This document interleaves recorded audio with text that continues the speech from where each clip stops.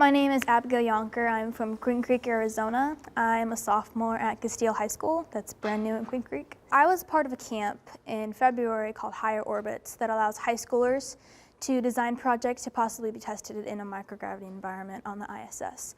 I was fortunate enough to win at my state level as well as the national level, and I'm here at Wallops to see the O8A launch with my experiment on board. My name is Michelle Lucas, and I'm the founder and president of Higher Orbits and the program director for Go for Launch. Go for Launch is a 3-day or 2-day event designed to inspire high school students using space as a platform to get them interested in STEM while building teamwork, leadership, and communication skills. We're not necessarily trying to turn them all into rocket scientists. It's just that space is a great way to inspire students to study science, technology, engineering, and math. We're here at Wallops Island this weekend for the O8A launch because Orbital ATK was our division sponsor last year for a handful of events. The saguaro snakes coming out of the Go for Launch Gilbert program, they were chosen as the winners of the Orbital ATK division, and as such, we were here to watch the experiment launch to the International Space Station. I watched the launch from the Wallops Island Launch Center. It was the closest you can be to an actual launch, so that was pretty cool. So we saw it from like a grass area with a bunch of other people. My experiment that's on board right now is focused around nitrogen fixation through microclovers. Nitrogen fixation is a process when plants that have a bacteria that's fixed, they can take nitrogen in the Earth's atmosphere and turn it into other things like nitrate, ammonia, nitrogen dioxide, which other plants can use. It's a really cool process, and it keeps the nitrogen cycle balanced, and we also found out it's a natural fertilizer. So with this test, we're seeing if this process is affected when put in a microgravity environment. And if it is affected or if it isn't, we could possibly use these plants to inhabit currently inhabitable planets. We have sensors in there as our microgravers are growing. We also have an identical experiment that's down here on Earth, so we can have a constant within our experiment. I got involved with this through my high school last year. I've always loved space, so I never saw myself doing with it any. It was a kind of hobby. I'd look at the stars, watch some NASA things. But one of my teachers actually told me about the camp that was being hosted. The Higher Orbits camp came to my school over President's Day weekend, and I went to this camp. I instantly knew, like, this is what I want to do. I was so interested in it. It just excited me. I got to meet astronauts, got to design projects, got to do different group activities with my group. We gave a presentation at the end. So really, it was all through my high school that I got involved with all this. Higher Orbits is an independent 501c3 nonprofit. We get no money from NASA. We survive on, students can pay to attend Go for Launch, and then we also get corporate sponsors to help us out and support us. And so while we are grateful to be here at a NASA facility, at a NASA launch, we are a completely independent entity.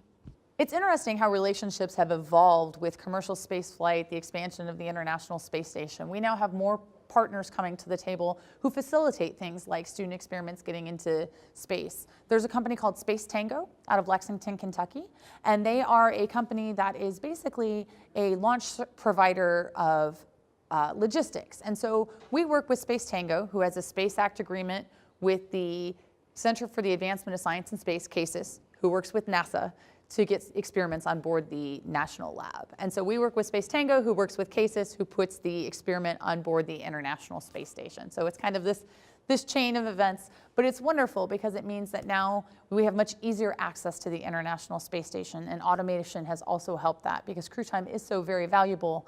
Being able to automate these experiments where the cube that the student experiment is in goes in what's called Tango Lab. The Tango Lab gets installed inside the space station, and commands are sent from the ground, and the experiment goes off and running.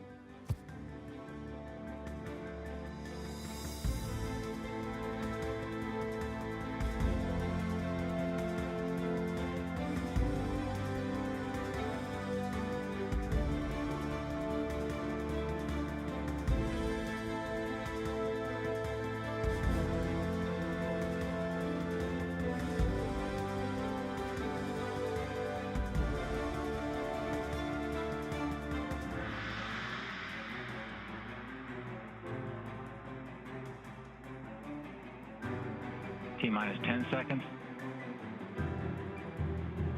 And mark.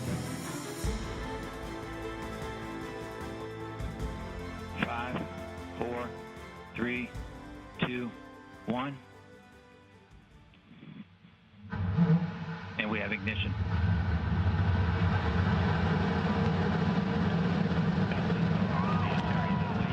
O8 mission to the ISS. Got engines at full power. Attitude and TVC are nominal. Core pressures are nominal. Liftoff confirmed. Antares and the SS Gene Cernan now bound for the International Space Station.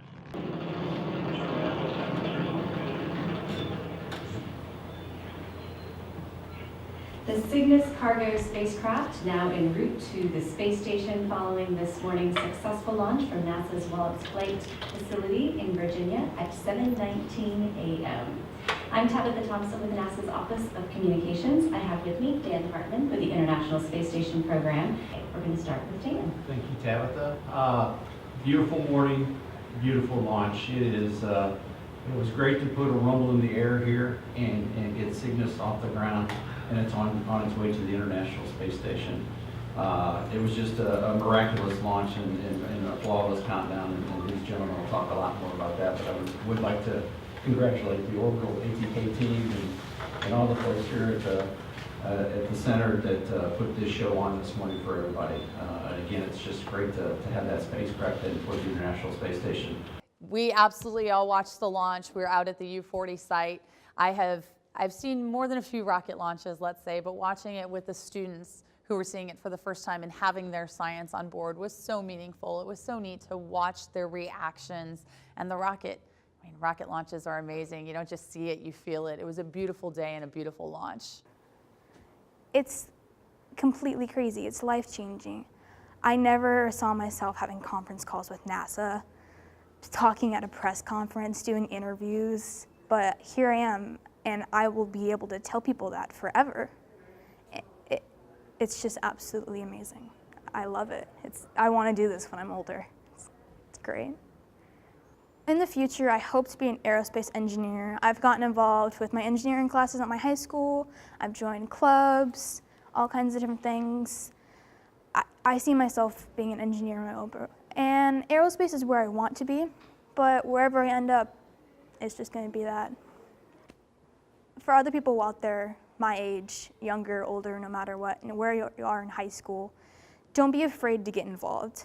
I was quiet, I was shy, but as soon as I got out of my comfort zone, gave presentations, got excited about the things that I truly wanted to do, it was completely different. So just don't be afraid to get involved. Don't be afraid to feel out of place, because you're not out of place, it's where you belong.